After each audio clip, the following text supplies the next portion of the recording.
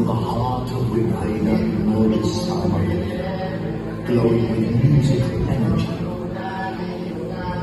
The melodies hidden within the Rigveda blossomed into the Samaveda, the Veda of music.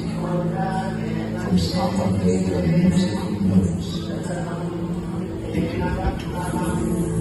வேத முனிவர் காட்டில் சஞ்சாரம் செய்ய இயற்கை ஒளியில் தெய்வீக இசை கேட்க மயிலின் நகவரில் ஷட்ஜம் பிறந்தது. பசுவின் குரலில் ரிஷபம் ஒலித்தது. ஆட்டின் குரலில் காந்தாரம் வந்ததுவே.